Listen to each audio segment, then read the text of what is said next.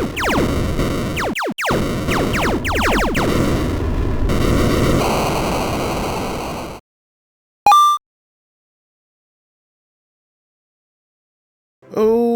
going on, everybody? Average Arcader here, and I'm doing something a little different here. I'm gonna showcase everything I actually got a chance to play last week. I play a lot of add-ons each week, and not all of them make it onto a Let's Play or review for multiple reasons. You know, sometimes I don't think that it's good enough for a full video. Sometimes I just don't get around to doing it because, as you guys know, I'm still working a full-time job and everything else. So I decided that at the beginning of the week, I will kind of do like a little showcase of whatever I got to play last week.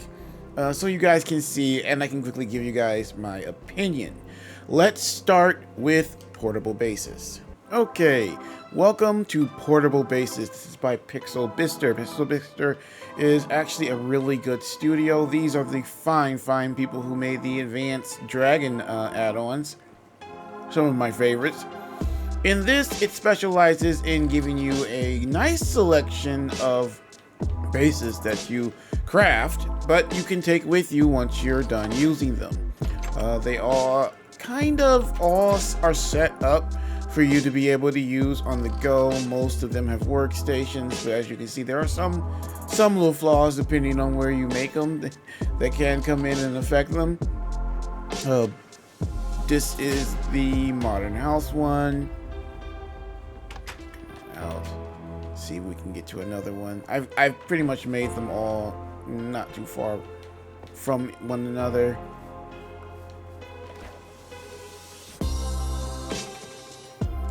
Some of them do come with vehicles, as you can see.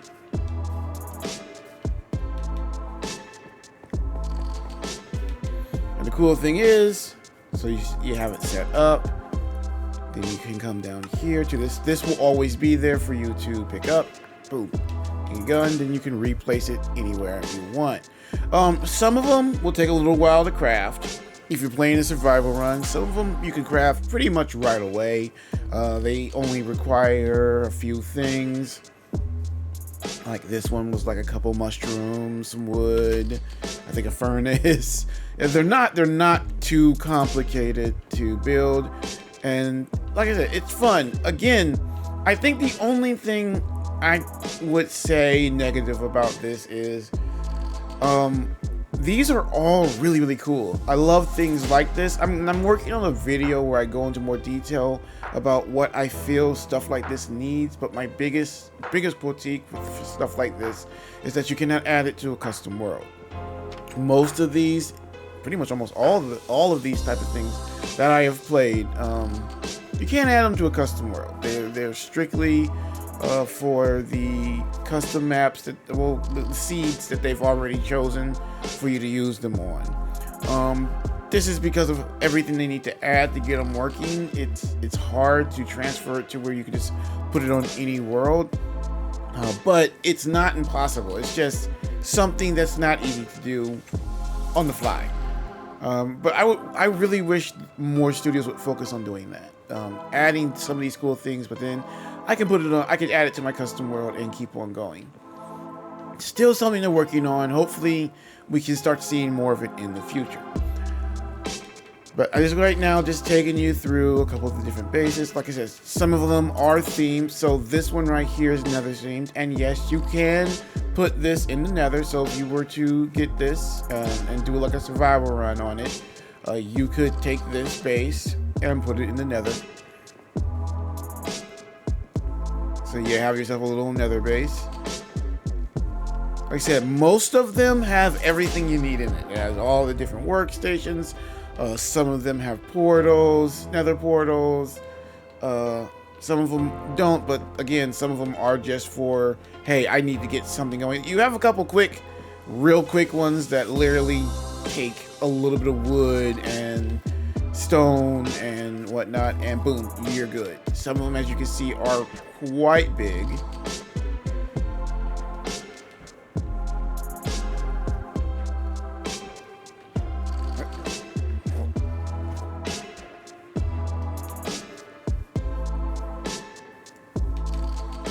This is a small one, but again, sometimes you don't need it complicated. It's got a couple of the things you need. Get you going, store a little bit, you have a bed. You know, this is an example of one of the small ones. Then over here you have the start of some of the big ones. You have a couple palace ones. There's a, as you can see over there, there's a castle one. And like once you actually build yourself a decent mind, most of this is going to be easy to get to build. This is like the first one you get. This is like the first one right here you unlock. And in fact, if I remember correctly, the tutorial gives you this one. You don't even need to make it. Right off the back, it's good. Post it up in a nice little area. Start yourself a mind. That's what I'm going to tell you right now. You're going to want to mind right off the back. And then, boom, you're good to go. Like I said, I would definitely recommend this if you're somebody who likes base ones. There are a lot of cool ones here. There's a really nice underground one that's not too hard to get going. And then once you get it going, it will serve you quite well. It goes down pretty far. I love underground bases. They're one of my favorite ones to review because normally they're big and there's a really easy to set up. Alright guys, that's going to be it for this one. Let's move on to the next one. And welcome to Zombies Plus Plus by Doghouse. Doghouse is not a studio I'm familiar with. I believe it is a newer studio, or I just haven't seen any of their content. So this will be my first thing. This is a zombie survival add-on. As you can see, it's not voiced, but it does have a lot of things going on with it. A lot of cool little, as you can see, weapons and stuff for you to use. It has quests and you fall through, but it's very silent. I don't know if I don't have the music turned off. It's a little choppy, but it is kind of fun. I'm just kind of, it kind of breaks me. I've played so many of them and I'm so used to one, voice acting, but not everybody can do that, and I understand that. And it keeps glitching out on me. See how it keeps telling me to go to the backyard? I'm not sure if that's part of the quest that I was currently doing. Hang on. Let me see if I can. Nope. Wrong button.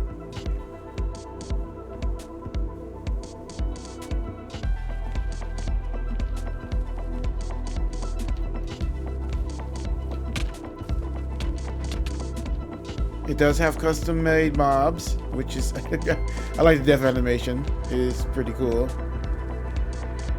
And a map. And like I said, you've got things like there'll be drop pods, not drop pods, but you know, supply drops, and a bunch of different missions you can do. It looks okay. Like I said, it was one I just went ahead and checked out, but I didn't really like so much what I saw. But not that the fact that it was bad, it's just I just didn't really grip me that much. Like I said, I do like that they have the custom little death animation with the gravestone there. But all in all, it's okay.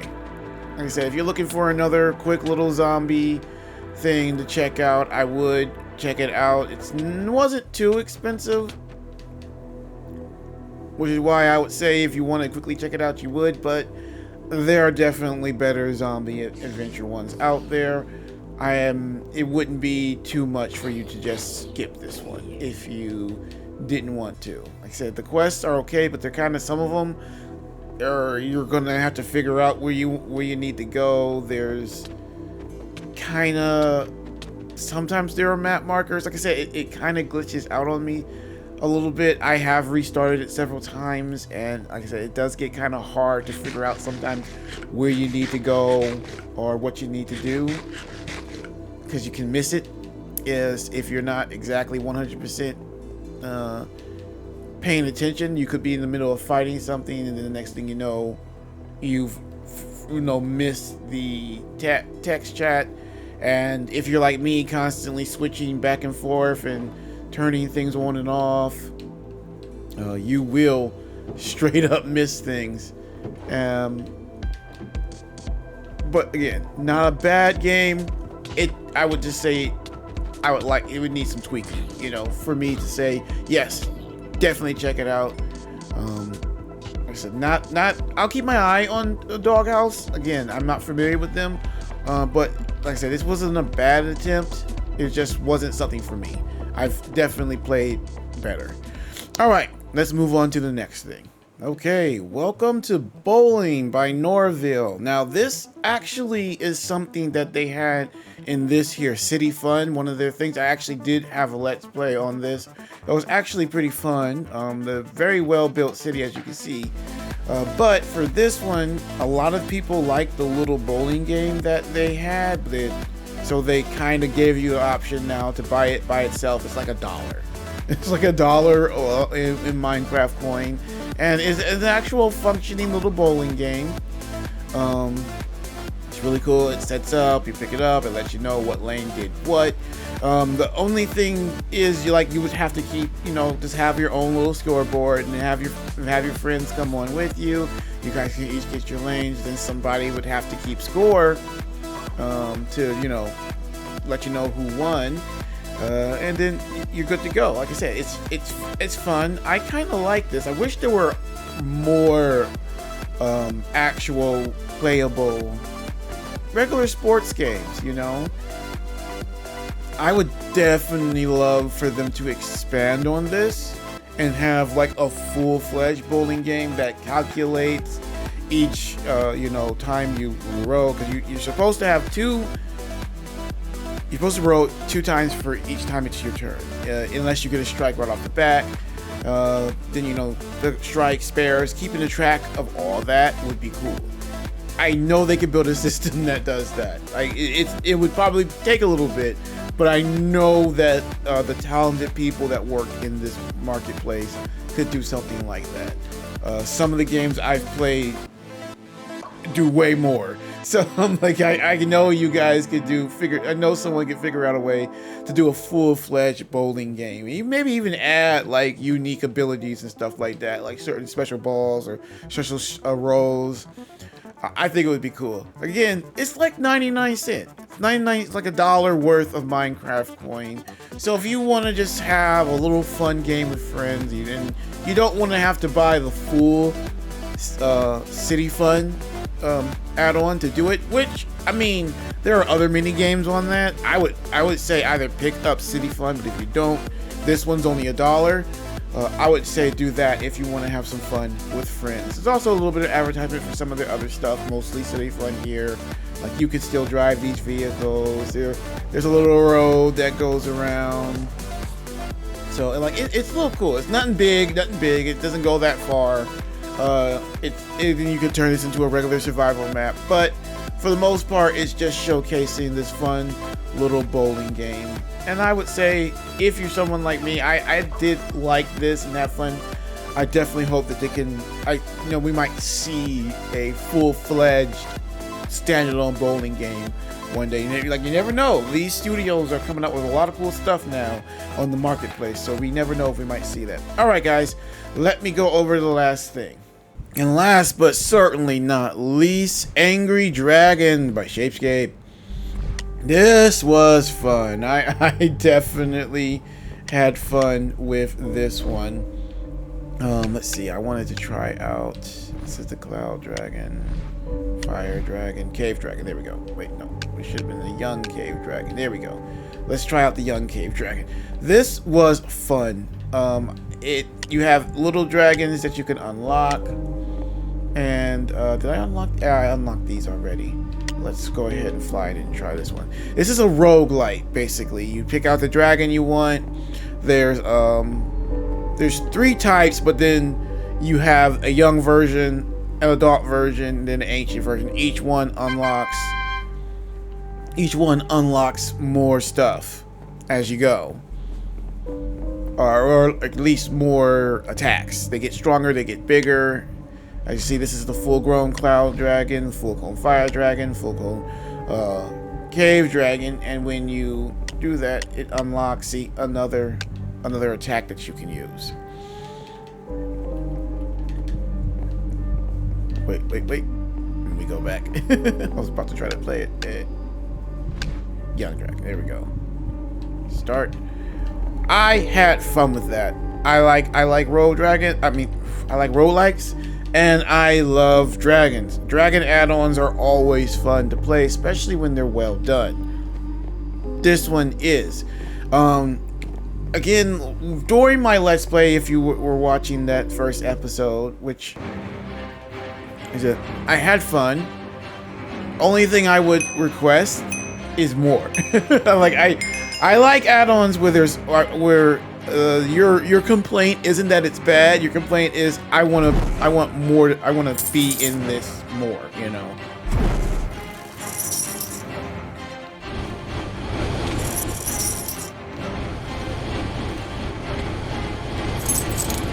What does this spike one do?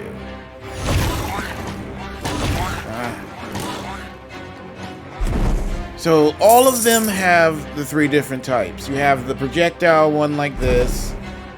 Then you have the fire, like the breath, like this one here. Yes, it does come with achievements that are constantly going off, which I like. It makes you feel like you're accomplishing things. You got goals to do.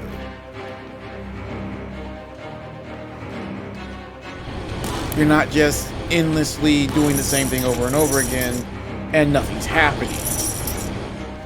I got hit by one of those, there's a wizard one that can blind you. Where is it at? This right here, all of them have this little area of effect one, but I often feel like it's better to use the projectile or the breath. I haven't unlocked I think there's like 2 more attacks from the other different dragons. And the key is to do this until you find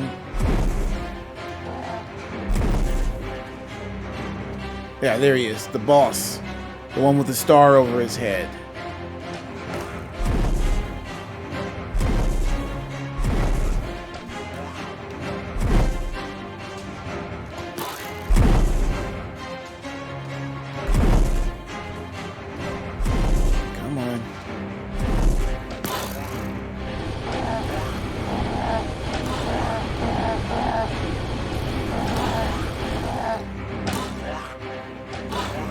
Blind.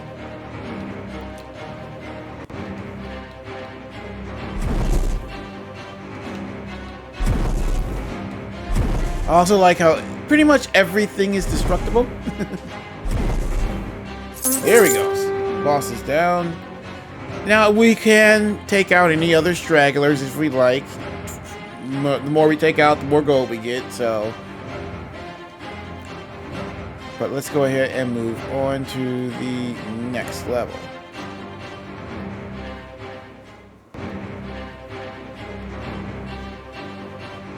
You see, this is the type of stuff that many of the smaller studios have to compete with.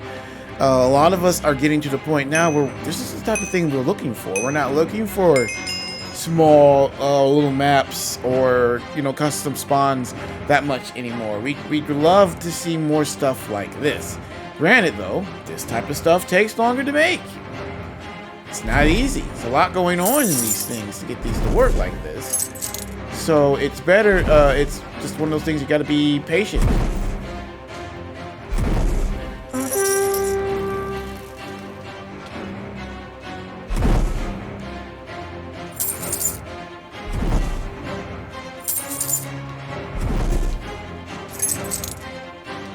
Like I said, I love dragon add-ons, and I'll play the mess out of these. So this is definitely something I highly recommend. You're looking for something a little bit different. You like dragons.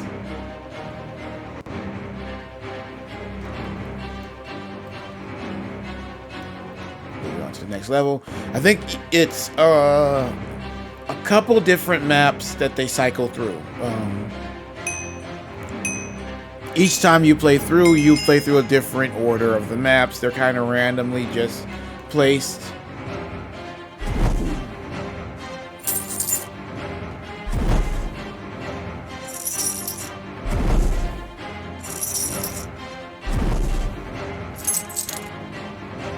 I love this. I love the sound of the money.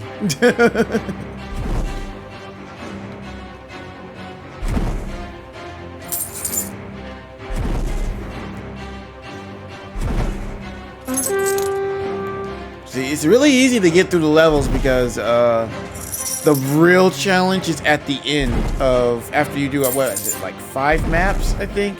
After you do 5 maps, there's a big dragon boss you have to fight. And that thing can take you out in like 1 hit. At least these younger dragons, that's the ones I've been using. Maybe the older ones, you know, last a little bit longer. But I beat them with these younger dragons, but you have to be on your toes. Like, you literally gotta fight them like you're fighting like a fighter jet's fighting a bomber, getting behind it and staying out of its range. Like, it's definitely something you have to be on your toes. Otherwise, it will basically just like 1 hit kill you.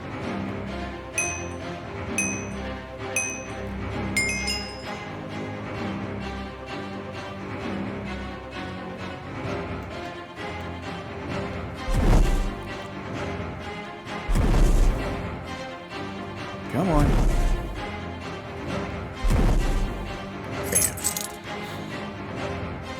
So yeah, that is all I played then last week. If you guys are interested in any of these, let me know. Like, which one got your attention, or what did you play last week? Why don't you let us know in the comment section down below. But before we leave, I'd like to say, give a thanks to our channel supporters, M4 Penguin, Elijah, and Blockster. They are channel members. If you'd like to support the channel like them, you can just go to the main channel and become a channel member. Even the lowest tier, which is only like $2, gets a lot of perks, and as well as shout outs in every video that we do. They also automatically get slots in our giveaways, which I'll be having one coming out soon, as well as other things happening with the channel. Also, don't forget to check out my second channel, The Average Arcader Show, where we do a much more variety of different games than just Minecraft. Currently, we're going through the Halo series, so if you want to check that out, you can. Alright guys, that's going to be it for this video. Again, like I said, down in the comment section, what did you guys play last week? Or which one of these would you be interested in checking out? Let us know in the comment section down below. Alright guys, Average Arcader out.